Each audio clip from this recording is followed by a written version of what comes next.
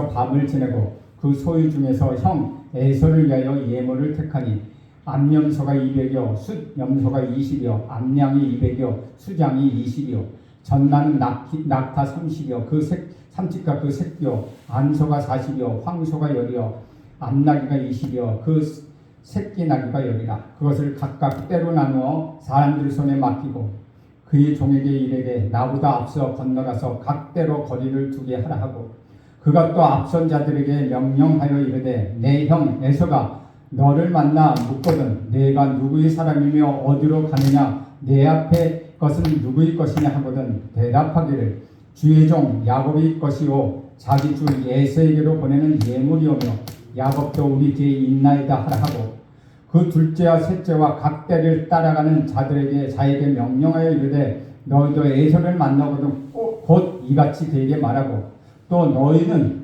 말하기를 주의 종 야곱이 우리 뒤에 있다 하라 하니 이는 야곱이 말하기를 내가 내 앞에 보내는 예물로 형이 감령을 푼 후에 대면하면 형이 혹시 나를 받아주리라 함이었더라. 그 예물을 그 앞에 앞서 보내고 그는 무리 가운데서 밤을 지내다가 밤에 일어나 두 아내와 두 여종과 11 아들을 인도하여 약복 나루를 건널세 그들을 인도하여 시내를 건너가게 하며 그의 소유도 건너가게 하고 야곱은 홀로 남았으니 어떤 사람이 날이 새도록 야곱과 씨름하다가 자기가 야곱을 이기지 못함을 보고 그가 야곱의 허벅지 관절을 치매 야곱의 허벅지 관절이 그 사람과 씨름할 때에 어긋났더라. 아멘. 이것은 주님의 말씀입니다. 드디어 야곱이 형을 만나기 위해서 약복강 나무에 다다랐습니다. 사람은 평소에 이성과 믿음으로 상황에 대처하다가 다급한 상황이 되면은 상식과 이성으로 돌아가고 하나님을 의지하다가도 눈에 보이는 세상과 사람을 의지하게 됩니다. 야곱은 아버지 집으로 돌아가는 과정에서 여러 가지 어려움에 부딪힙니다. 아버지 집에는 야곱을 미워하고 죽이려고 하는 형 에서가 기다리고 있기 때문입니다. 야곱에게는 고민이 시작됩니다. 야곱은 형 에서와 화해하기를 원했습니다. 그래서 야곱은 에서에게 사람을 보내 화해의 메시지를 전했습니다. 그런데 화해의 메시지를 받은 에서가 400명의 사람을 거느리고 야곱에게로 오고 있다는 소식이 야곱에게 전해집니다. 그 소식을 접한 야곱은 현실 앞에서 좌절하고 맙니다. 야곱은 그 소식을 듣고 자기 재산과 무리를 두 때로 나눠서 살아나올 작전을 짜게 됩니다. 그는 형 에서가 너무나도 무섭기 때문에 외롭고 답답한 심정으로 기도하게 됩니다. 드디어 야곱은 기도를 배우게 된 것입니다. 사람은 위기에 빠질 때 기도를 배우게 됩니다. 야곱의 조부와 아버지는 하나님과 매우 가까웠지만 야곱은 기도하지 않았습니다. 그런데 절망에 빠지자 그는 간절히 기도하기 시작합니다. 인간의 절망은 하나님을 찾는 시작입니다. 인간의 기도는 하나님을 움직이게 된 시작이 되는 것입니다. 하나님은 야곱의 기도에 응답하십니다. 그가 번성하게 해주시겠다는 약속을 합니다. 그러나 야곱 자신에게 믿음이 없었기 때문에 그 위로와 약속의 말씀을 듣고도 야곱은 염려하고 또 의심하기 시작합니다. 여러분, 하나님이 아무리 위로와 약속의 말씀을 하셔도 내게 믿음이 없다면 자꾸만 흔들리게 된다는 것이죠. 우리 13절에서 15절 말씀 함께 읽겠습니다. 시작. 야곱이 거기서 밤을 지내고 그 소유 중에 형 에서를 위하여 예물을 택하니 암염소가 200여 순염소가 20여 암양이 200여 순양이 20여 전나는 낙타 40과 그 새끼여 암소가 40여 황소가 10여 암나귀가 20여 그 새끼 나귀가 10이라. 야곱은 그날을 기도하며 두려움 가운데 하룻밤을 보냅니다. 그리고 다음날 자신의 재산 중에 많은 부분을 떼어서 형에게 선물을 보냅니다. 야곱은 물질을 이용해서 형 에서의 마음을 한번 녹여보려고 하는 것입니다. 야곱은 여전히 세속적이고 인간적인 사람입니다. 암염소 200마리, 수점소 20마리, 암양 200마리, 수양 20마리 등등 선물로 보내진 짐승을 다 자란 성체 가축만 550마리에 이릅니다. 새끼까지 합치면 더 많았을 것입니다. 이렇게 많은 짐승을 선물로 보내는 것은 야곱이 그만큼 많이 불안해하고 있다는 것을 의미하고 있다는 것이죠. 그리고 야곱이 형 에서와 화해하고 싶은 또한 마음 또한 보여주고 있다는 것입니다. 서로가 헤어질 수 있는 관계라면 차라리 문제 해결은 아주 간단합니다. 하지만 서로가 헤어질 수 없고 서로가 만나지 않을 수밖에 없는 관계일 때는 갈등이 생기게 된다는 것이죠. 부부 관계나 부모와 자식 사이의 관계가 바로 그런 관계입니다. 야곱은 자신의 재산을 아끼지 않고 내놓고서라도 이 문제를 해결하고 싶었습니다. 16절 말씀 함께 있습니다. 시작. 그들은 각각 때로 나려 종들의 손에 맡기고 그 종에게 이르되 나보다 앞서 건너가서 각 때로 거리를 두게 하라 하고, 야곱은 형의 마음을 사기 위해서 가축들을 보내면서 한꺼번에 보내지 않았습니다. 그는 소와 염소와 양과 약대를 낙타를 무리를 한꺼번에 보내지 않고 5무리로 나누어 보냅니다.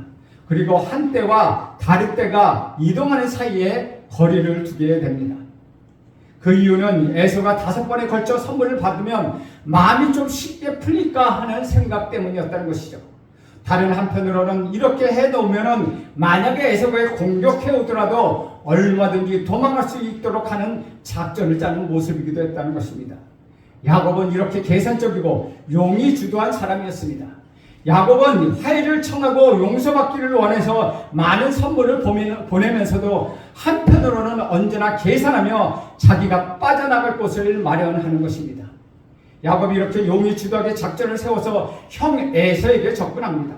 그러나 야곱의 모든 행동을 보면 이 이야기는 야곱이 얼마나 불안해하고 얼마나 두려워하는가를 알 수 있다는 것이죠. 대학을 졸업하고 직장을 가져 성공하고 돈을 벌어 자기 지위를 얻고 자기가 원하는 것을 가질수록 사람의 마음은 불안합니다. 두려움에 가득 차 있는 삶 속에서 미래에 대한 염려가 존재한다는 것이죠. 많은 사람이 인생에 대해 불안해하고 염려하는 것은 자기 미래가 어떻게 될지 잘 모르기 때문이라는 것입니다. 미래의 삶 속에 어떤 불행이나 두려운 일이 닥쳐올지 모른다는 불안감은 사람들을 현재 속에서 이미 불행하게 만들고 있다는 것이죠. 야곱은 형 에서가 어떤 행동을 할지 모르기 때문에 불안해합니다. 그래서 야곱은 가축을 이끌고 가는 종들에게 각별한 주의를 부탁합니다. 17절과 18절 함께 있습니다. 시작. 그가 또 앞선 자에게 명령하여 이르되 내 형 에서가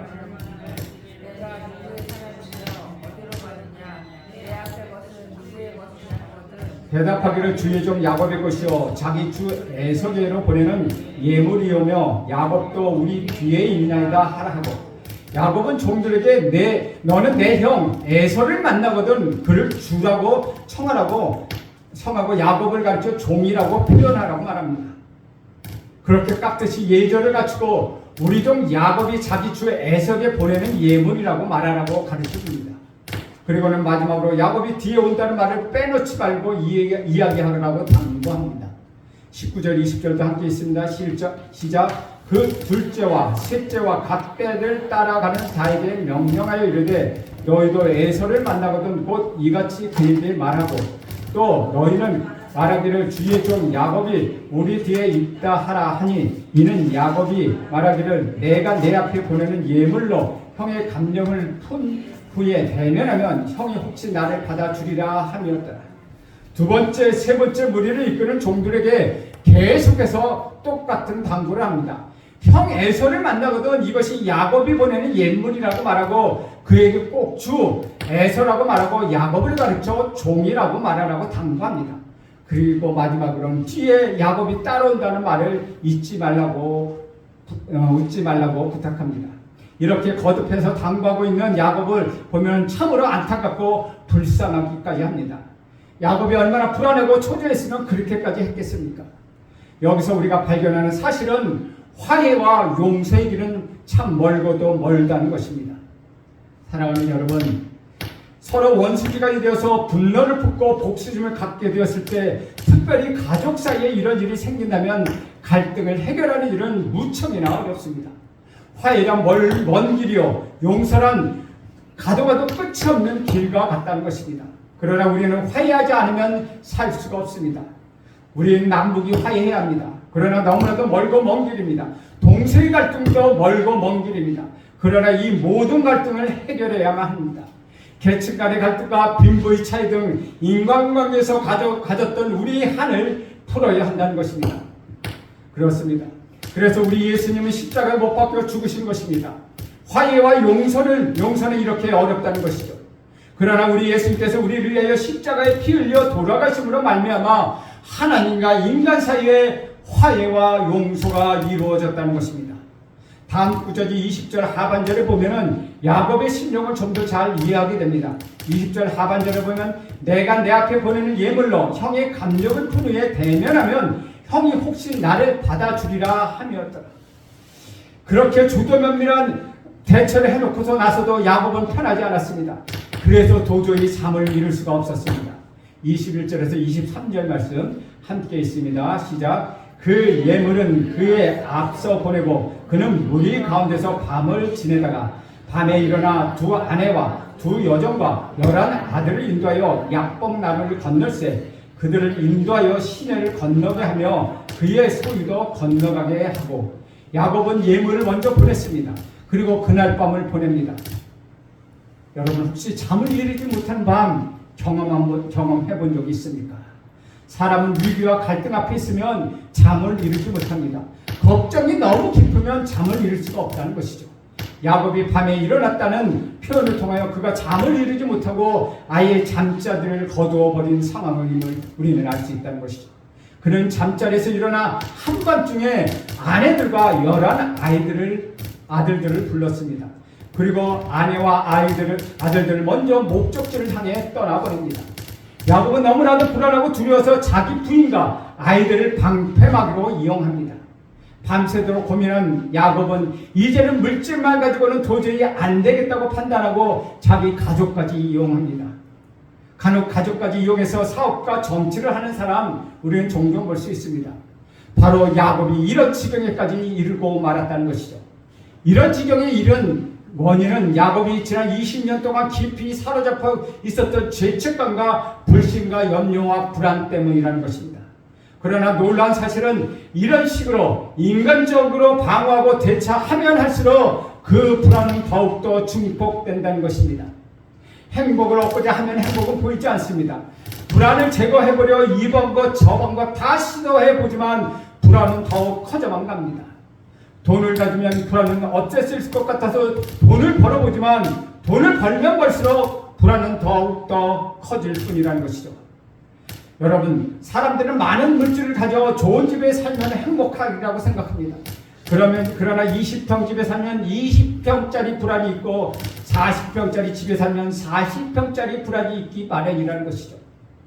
소유가 많으면 많을수록 더욱 많은 불안이 뒤를 따라옵니다. 사람들은 자신의 행복을 위하여 다른 사람들을 자신의 행복의 수단으로 이용하기까지 한다는 것이죠. 그러나 그렇게 하면 할수록 점점점 그 불안은 깊어진다는 것이죠. 어떤 사람의 경우는 자기가 불안하기 때문에 친구와 가족들을 항상 동행해서 다녀야 안심한다고 합니다. 그러나 주변에 사람이 많을수록 고독은 더 깊어진다는 것이죠. 이런 존재가 바로 인간이라는 것입니다. 야곱이 바로 이것을 경험하고 있습니다. 그는 부인과 자식들까지도 모두 내어 죽어도 불안해합니다. 그래서 24절을 말하고 있습니다. 우리 24절 한 목소리로 읽습니다. 시작. 야곱은 홀로 남았더니 어떤 사람이 날이 새도록 야곱과 씨름하다가. 매우 중요한 이야기가 나옵니다. 야곱이 홀로 남았다는 말을 통해서 많은 것을 알 수가 있습니다. 이제 야곱은 재물과 아이들과 부인까지 모두 떠나버렸습니다. 야곱은 밤에 아내와 아이들과 재산을 거느리고 약복강을 건넜습니다. 그리고 그는 다시 약복강 건너편에 가족을 두고 강을 도로 건너왔습니다. 그래서 홀로 남게 됩니다. 다른 사람을 이용하고 착취하면 외롭게 된다는 것이죠. 야곱이 홀로 남아서 아무도 그의 곁에 없었습니다. 자기가 모두를 떠나보내고 있습니다. 파도처럼 밀려오는 두려움과 고통 때문에 그는 잠을 이룰 수가 없었다는 것이죠. 도와줄 수 있는 사람이 아무도 그의 곁에 없었습니다. 그는 세상에 자기가 혼자라는 사실을 깨닫고 절망을 경험합니다. 이 절망은 그를 자포자기까지 이르게 합니다.